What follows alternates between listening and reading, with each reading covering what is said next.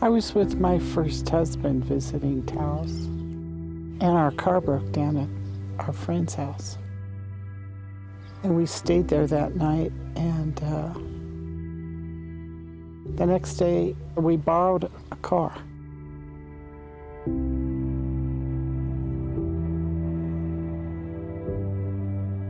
It was rainy, and apparently the car had faulty bearings, and it went out of control on the rainy road, flipped headfirst over about a 70-foot embankment. I know that I'm trapped in the car. The other two passengers have gotten out, and that I'm in the back seat trapped, and I can barely breathe and I can't move.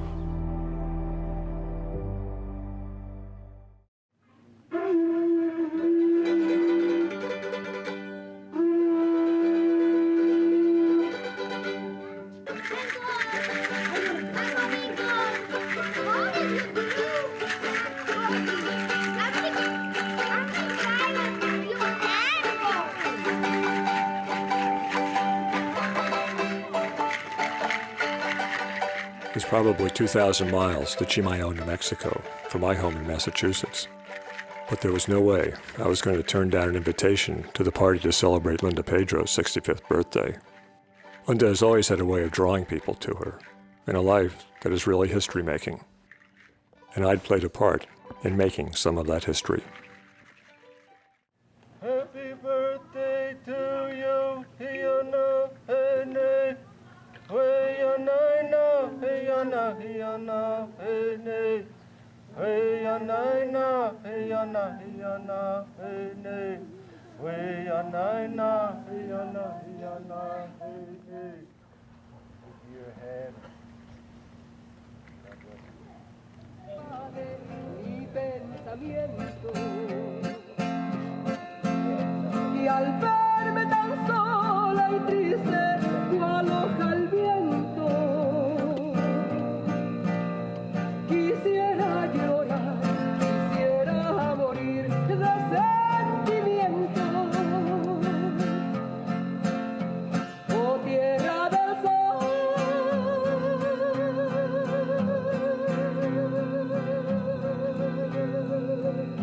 suspiro por verte.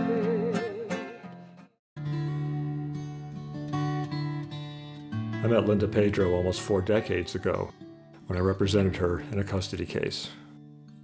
I was a rookie attorney with Northern New Mexico Legal Services in Santa Fe when a young woman in a wheelchair came to our office.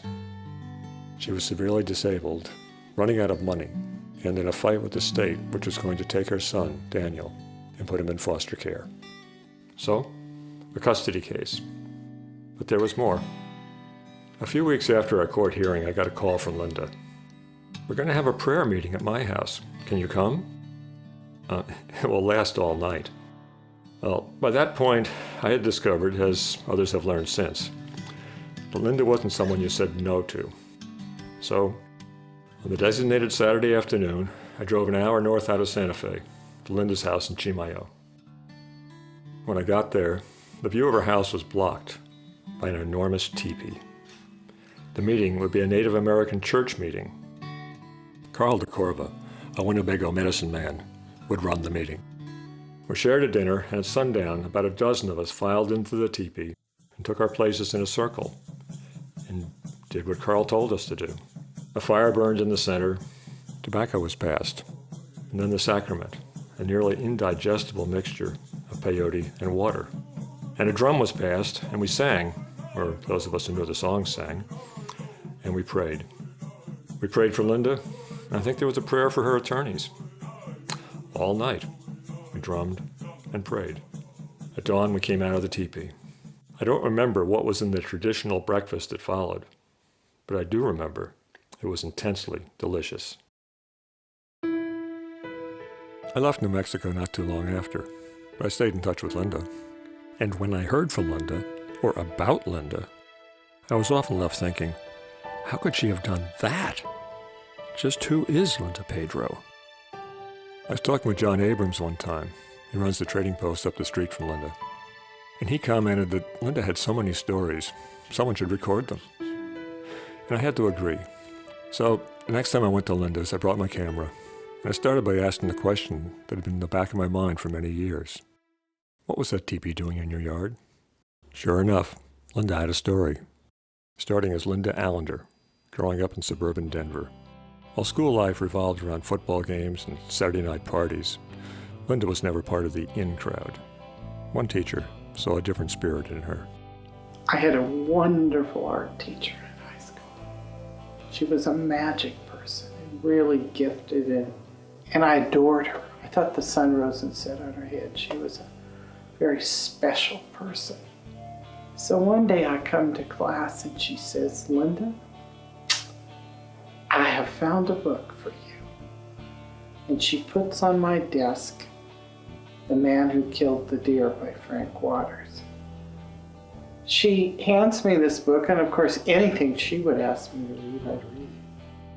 The book is Frank Waters' story of loss and recovery of religious traditions at Taos Pueblo.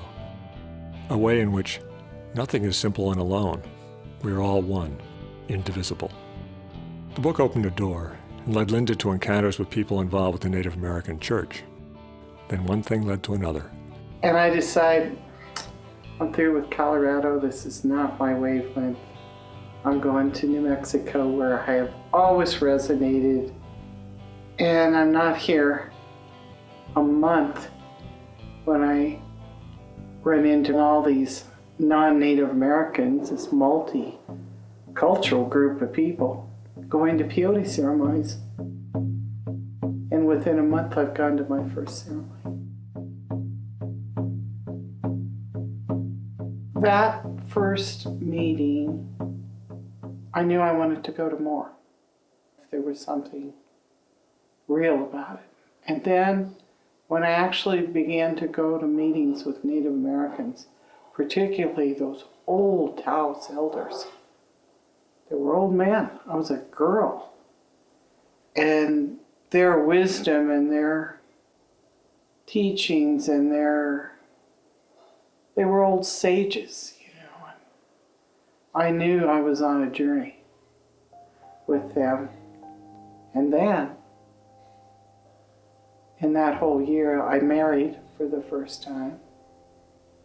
And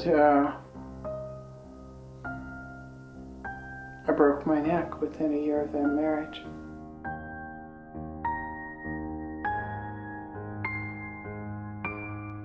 At a time when they gave quadriplegics 3 to 9 years to live, my youth had just been snapped from me in a split second. I was, really high energy, active, kind of young woman.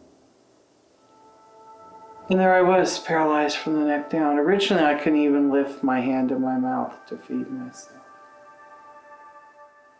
And when I got that the doctors were pretty much going to write me off, I went into a deep depression. And these same old men from Taos Pueblo got somebody to drive them to Denver to see me and ran a ceremony for me up there. First arrived at the hospital, I was sitting in my wheelchair in a neck brace, paralyzed, could barely breathe. And I saw this entourage headed my way, and I looked closer, and it was some of my friends and these 2 old men, and they had a drum with them. The drum we use in the Native American church. And they'd come to drum and sing and pray for me right in the hospital. So I realized, we couldn't do that in the hallway, so we'd go to my room and shut the door. We went in there, and later the head nurse told me, she said, one of our nurses came by when your friends were here. And she said, it's so weird. I just passed Linda's room, and I don't know what she's listening to, but it sounds like real Indian. Edgar said, it is real Indians. They came from New Mexico to see her.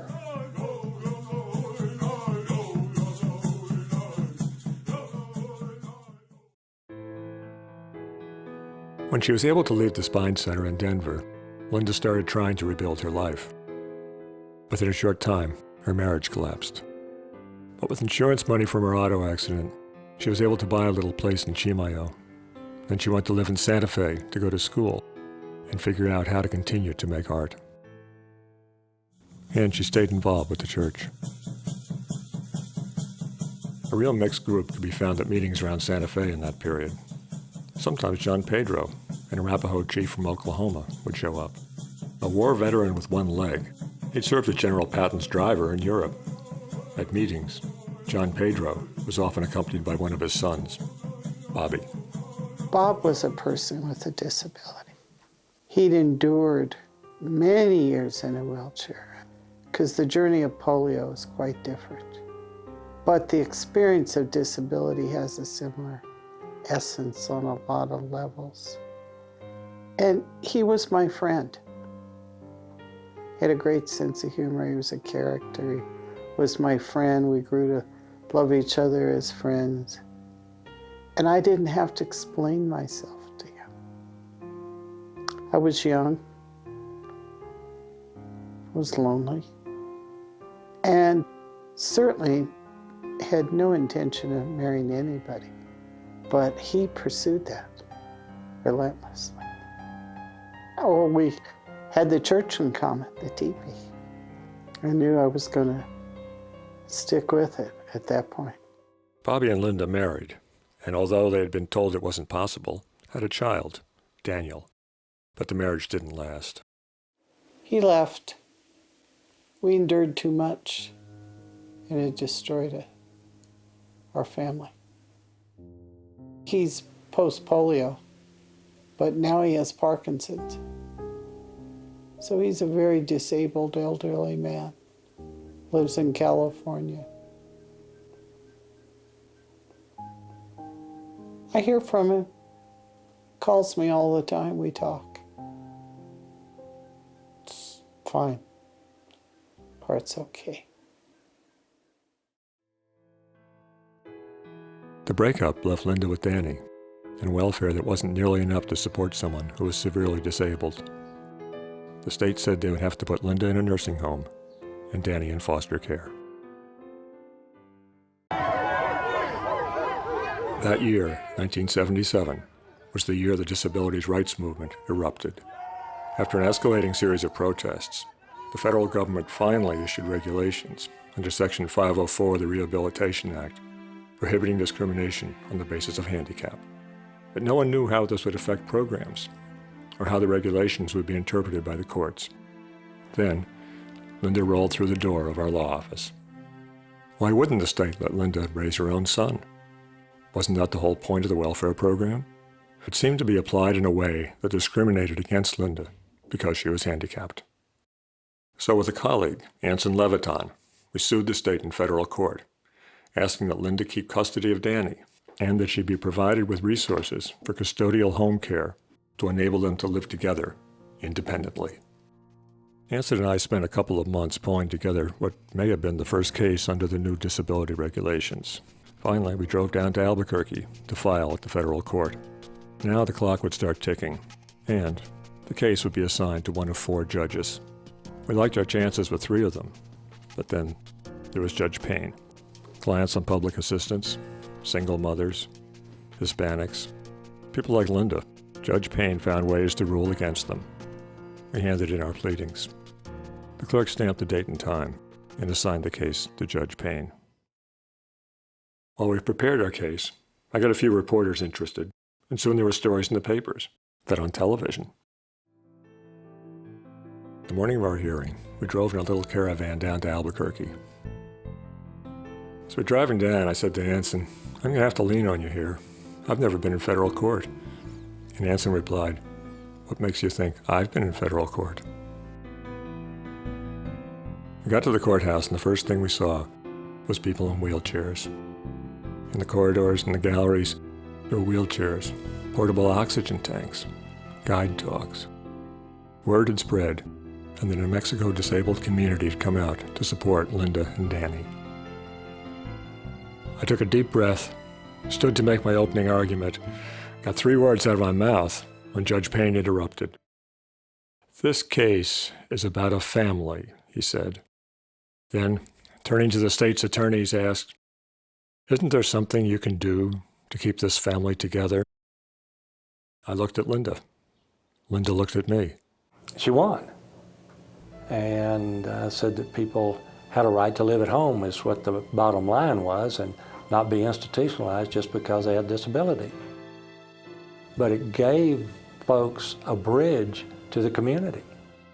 The court's ruling meant Linda could keep her family together and live in her own house in Chimayo, with support from a home care program that had to be invented. No other state had a program that could be copied.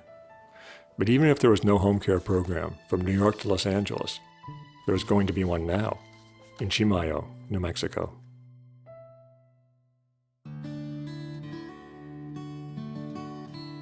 This particular property was something that Linda, with her insurance settlement, could afford. But she was also choosing a culture that exists only in northern New Mexico. You can see it in the architecture, the food, and the centuries-old irrigation system. Spanish speakers first settled here more than 400 years ago. The Pueblo Indians began building their villages 600 years before that. Over 2 centuries of conflict and cooperation, a Pueblo Spanish culture evolved, barely touched by the Americans in the East, until 1846, when it was abruptly announced their land was no longer a part of Mexico, but a territory of the United States. But my mother grew up out on the plains with the cowboy uncles, and she was very definitely a ranch girl, a ranchera. Ramona Teresa Martinez grew up around Tiptonville, an old Santa Fe trail stop, which pretty much disappeared with the coming of the railroad, and Watros, a railroad town that's not doing much better. Linda remembers family vacations in the area. Linda's great uncle was a power in the Brotherhood of Penitentes, the once suppressed religious order that is a traditional source of authority in rural communities. Penitentes still meet in austere, often windowless buildings known as maradas. There are several around Chimayo.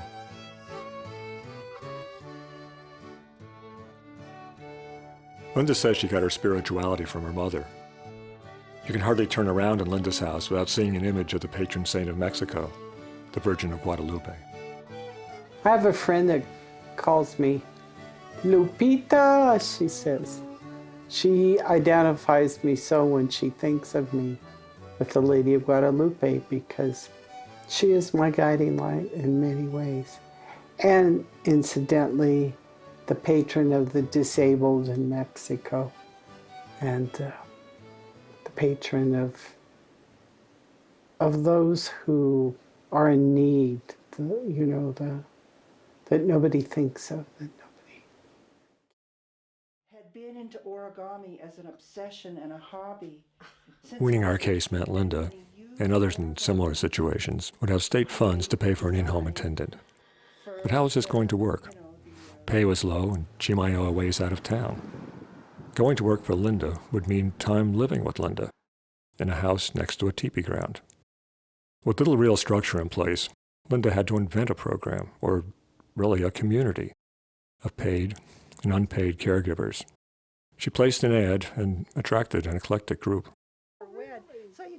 Helen spent several years traveling with a burro and camping in the mountains before she came out and established herself in town. I came as a household worker for 7 hours a day, twice a week. And I lived in La Madera. I had a life. I had a little business that I'd started. And within 3 months, I was moved out of my house, the business was closed, the dogs were here, and I was here. In fact, when I was first looking for places to live in the area, I was going, I don't want to live too close to Linda Pedro. I gotta make sure there's a little buffer, because she's gonna be calling me, she's gonna want shit. Nah, I gotta stay on the other side of town or whatever. And then I end up staying here, and now I live here, So I called Linda. We made an appointment to meet here at her home place, and I guess I passed the test, and I started working part-time for Linda. So that was 18 years ago. With a house and caregivers, Linda would seem to be set. But, in fact, all her benefits together were barely enough to keep the family alive. And work was not an option. As soon as she got a paycheck, she'd lose her Medicaid eligibility, and health care costs would bankrupt her. At rock bottom, she found unexpected resources. Ramon was the young son of one of her caregivers. We were, living on food stamps and assistance, and sometimes we'd run out of money and food, and I also have this memory of him saying, "Don't worry, I'm going down the river. I'll be back by dinner time with a line of fish." He'd just take off, and he had no pole, no equipment. Come evening, here he'd come in the driveway with this whole line of fish he caught. He had a string. He took a string with him. He'd catch them with his hands. He had a technique. He said he'd tickle their belly and kind of paralyze them and grab them and bring them home. We'd have fried trout for dinner. Feeding the Pedro household came to include more than Linda and Danny. Other kids kept showing up. The 3 Magpie children were relatives of Bobby's, who came to New Mexico from the reservation in Oklahoma. My mom took those kids flat out, and I kid you not, hungry and on the streets of Espanola. Okay? That's how those kids showed up to our house. Malnourished, no warm clothes, nothing. And it didn't even faze any of us. It was just, all right, we got new kids in the house. The idea was that the Magpies would stay with Linda from Thanksgiving through Christmas. Christmas came and went, then another and another. And the 3 Magpies stayed with Linda until he graduated from high school. I'm sorry I didn't get to know the Magpies, and I really regret that I never met Linda's father. Jim Allender grew up in the coal fields of southern Colorado at a time when pay was low, conditions were brutal, and hundreds of miners died in accidents each year. Union organizing met violent resistance from the mine owners. Jim Allender joined the IWW and, age 21, became a leader in the 1927 Walsenburg coal strike. It made him a marked man. As was common practice, they had hired what my father used to refer to as goons to track him down in the strike and shoot him. And he knew it. And because he'd grown up in Walsenburg, he knew the back roads out of town. And he and a friend jumped in a car and ditched these 2 hired guns that were after him, and he got out alive. It was a close call, but he didn't stop organizing miners, from Colorado all the way to West Virginia. With the onset of the Depression, Jim Allender went to Europe, where he joined the Dutch underground, smuggling money into Berlin to help Jewish families escape the ghetto. Father was such a gentle, kind man. It was hard to picture that. But he went on also to be a hero in World War II, a decorated hero. He was in on the invasion of Normandy. This story suggested part of the answer to my question. Who is Linda Pedro? She's Jim Allender's daughter. I sponsored the first, it was so wild, disability awareness conference in Rio Arriba County, and I invited everybody. I had a doctor come lecture on disability, and I invited educators, and then my friend Ray said to me, "Oh, you got to invite the boys from Raza Unida." Who? Oh, the Chicano movement. They're standing up against the corruption in the Democratic Party and in the school system and the nepotism and the hiring practices. Sure, I'll invite them. So I got their address. Well, they showed up. The one that came up to me when it was over and let me know that he really got what I was doing was Ike DeVargas. Ike was a young hero home from Vietnam. And he didn't see the world the same anymore. Oh, and incidentally, Emilio Naranjo was sheriff for Rio Riva County. No, he was the sheriff and Ike was Robin Hood. In northern New Mexico, there was a history of patrones, and in Rio Riva County, that was Emilio Naranjo. The whole county apparatus was in his pocket, and he could always deliver the number of votes that a candidate wanted or needed in order to win the election. And so he was able to deliver. He'd ask the candidate, how many votes do you need to win from out of Rio Riva County? Give me so much money and I'll deliver. And he did. People used to think that they couldn't get welfare unless he said they could get welfare. He had people very intimidated. He had a really powerful police force. When he was a sheriff, I think he had something like 40 deputies. They initially started the fight against him using the police brutality that was going on at the time. And so we were in a meeting trying to figure out what the campaign, the whole election year was going to be like. And Ike turns around and says, "Why don't you run for the Senate?" And I went, "What? Are you nuts?" "Oh no," he said, "I'm not nuts. What a great idea. What a better way for people with disabilities to be represented and have one of their own in office." I, of course, said, "No, I'm not doing this." Ike was relentless. By the end of the afternoon, I said, "Okay, I will do this."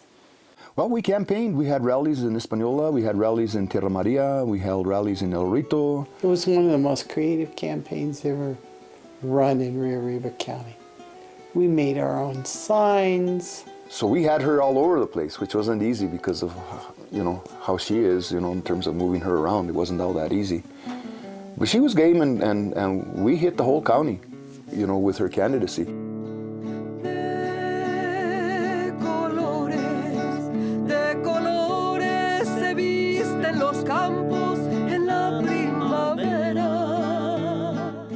Was endorsed by the capital newspaper, by the local newspaper.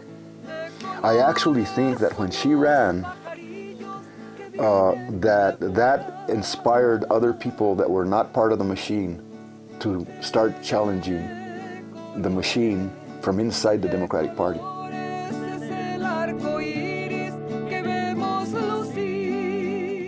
Linda didn't win the election, but she found a taste for political action. A few years later, she campaigned for Jesse Jackson for president. After a rally in New Mexico, he invited her to San Francisco, where she spoke on his behalf at the podium at the Democratic National Convention. Linda's political profile was rising, but that didn't improve her situation.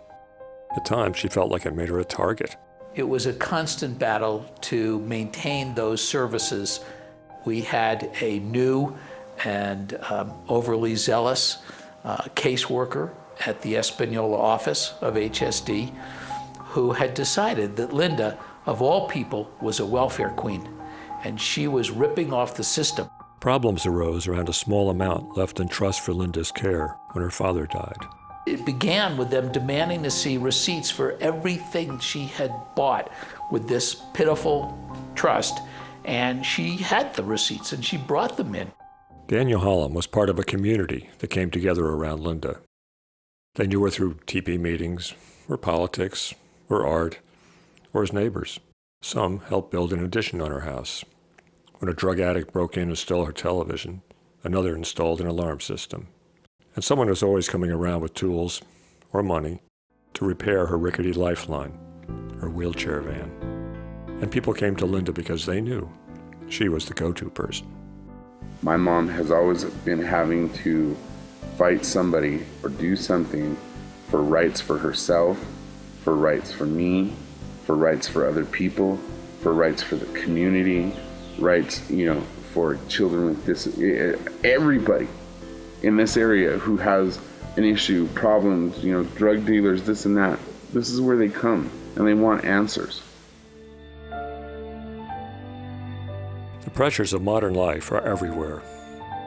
Here, many trace back to 1943, when, on the mesa across the valley from Chimayo, the government began work on a secret project that would change life in the upper Rio Grande Valley forever. The labs at Los Alamos would push America and the world into the atomic age. What followed locally was a cascade of change that threatened to overwhelm valley communities. And those changes posed a question. Did traditional ways hold people back, or could they be a source of strength?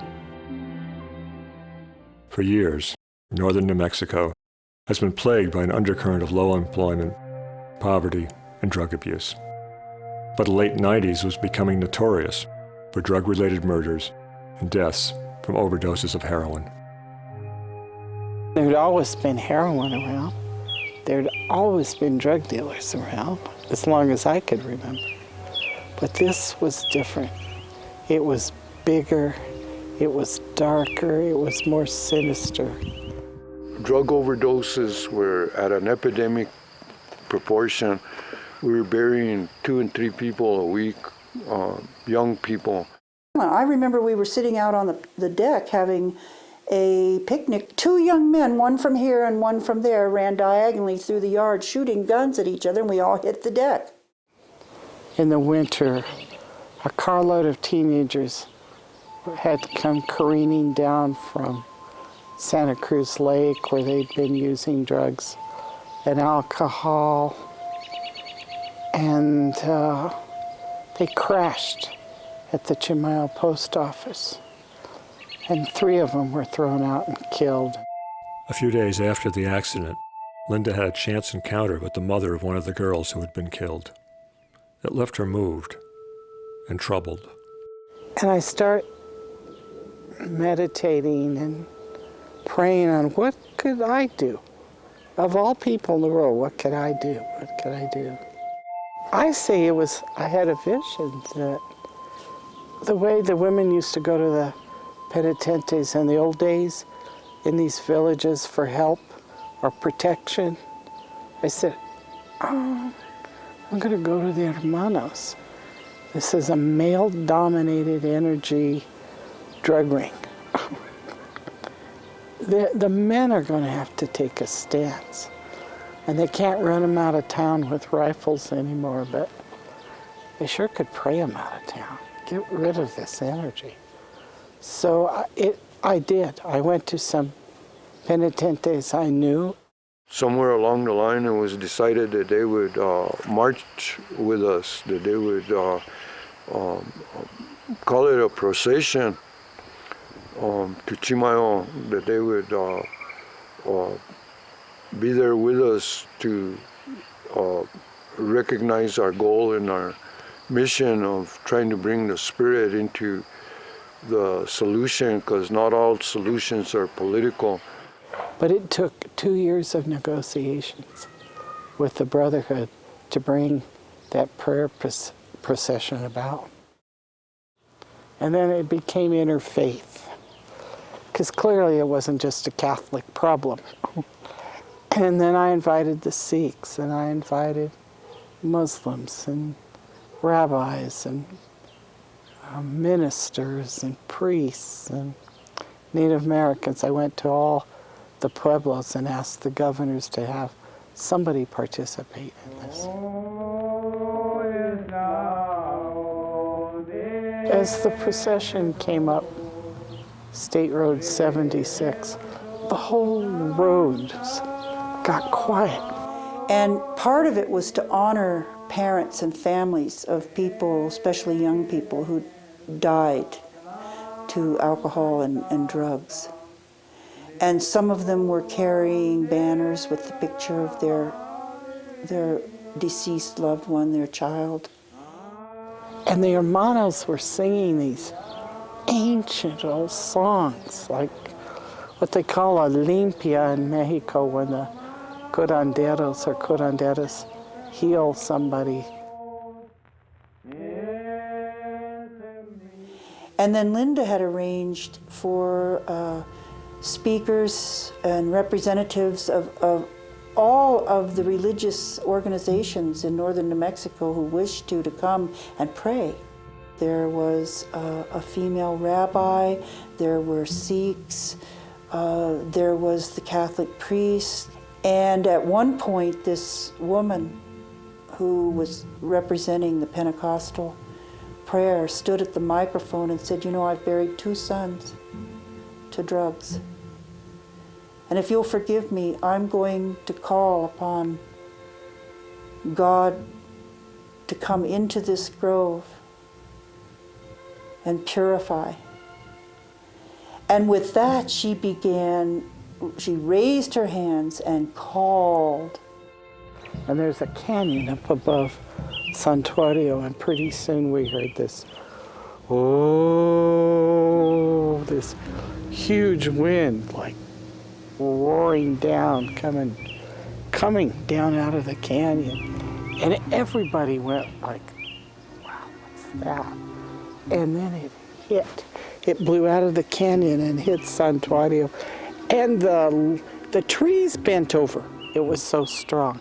They went like, oh, all of a sudden whirling sleet was all over, and there's a chain link fence, so you won't go down to the river, and they have it chained with a lock, and people make little crosses as prayers and leave them on the fence. And when it hit, the chain broke and the gates flew open to the river. The penitentes, everybody grabbed each other, were looking around, and the district attorney from the area was standing by this tree. I always remember looking over at him, and he was going like that. And the priest kept saying, "Is she going to finish soon?" And I said to him, "She will finish when she finishes. I think we better leave her alone. She looks like she knows what she's doing." So later, when the Native American Gilbert Sanchez from San Ildefonso Pueblo came, his take on it was, "Don't be afraid of that, brothers and sisters. Where I come from, the Great Spirit just came in and answered your prayer."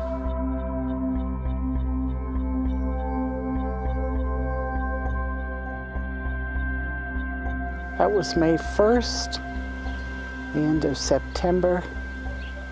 I woke up at dawn hearing this huge, what sounded like a propeller over my house. It was a dawn drug raid.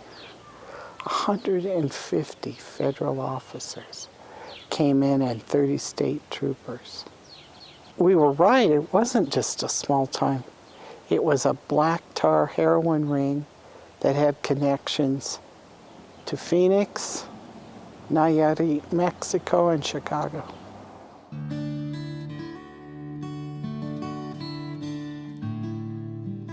When Linda broke her neck, she was 20 years old, and doctors said she'd be lucky to see 30. Not long after, an altar was laid in the first prayer meeting held at her house in Chimayo. Now, 4 decades on, people from across the Southwest still come to Linda's for meetings. And she's still here, supported by a home health program that was the barest dream of an idea 40 years ago. As it turned out, we'd set in motion something I didn't fully understand until I came for Linda's birthday party and ran into Jim Parker. In addition to being an activist and public official, Jim is something of an historian of the disabilities rights movement. And winning that court case is monumental. This set into motion a lot of the things that people had talked about of not living in institutions and not being locked away, but it gave folks a bridge to the community. You know, there's just tens of thousands and hundreds of thousands of people right now living in the community that would not be. The prejudice in non-disabled society or broader society is that if you have a significant disability, you cannot be a fit parent. And it's bad for the children. The children have to be separated from their mother and or father. In 1978, for Linda Pedro to get the right to parent her son Daniel, I think was revolutionary. To help celebrate her birthday and 40 years on her land, a friend hired a band, Lumbre del Sol, and Linda said she expected about 70 guests. She shouldn't have been surprised when almost twice that number showed up. There was a lot to celebrate.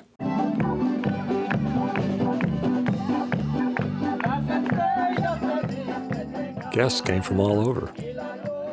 There was Jim Parker, resplendent in tie-dye, talking to Ann Brode, Linda's best friend from high school, who drove here from California.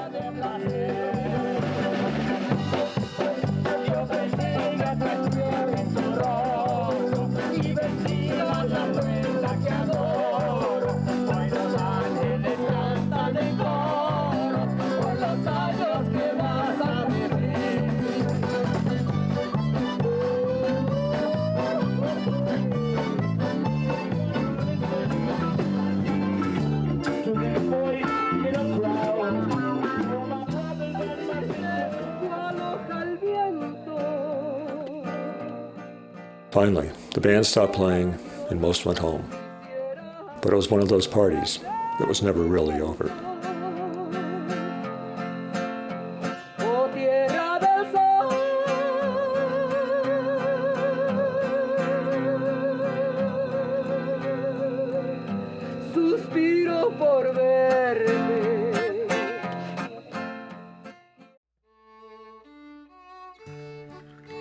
The day of Linda's party, it was close to 100 degrees in Chimayo, probably a record. The drought in New Mexico hasn't shown much sign of letting up, but there's snow in the mountains this winter and hope for a good runoff in the spring. The economy's been down, drug abuse is rising again. At Linda's place, Helen moved down the road to Espanola. Daniel and his wife came back to Chimayo from Albuquerque. Linda, as usual, has more projects in the works, but there's always something. Linda had the Battle estate for 11 months to keep them from terminating her Medicaid, and the van broke down again. The endless saga of the van raised a larger question. Was it really wise for someone like Linda to live like this, in a small town off a dirt road? I put the question to Jim Parker. Hey, you know, the best thing about that is that's what she chose to do. Somebody else didn't choose for her. Somebody else didn't force her to. That's what she wanted to do, and she had the capacity through a service delivery system, through winning a civil rights case, that she could do it. What more can you ask for? I mean, what more could you ask for than people with serious, serious disabilities having an opportunity to do just that simple thing? And not just the choice to be able to do it, but capitalize on it and actually do something with it. And that's the kind of hero thing that people do in their lives. And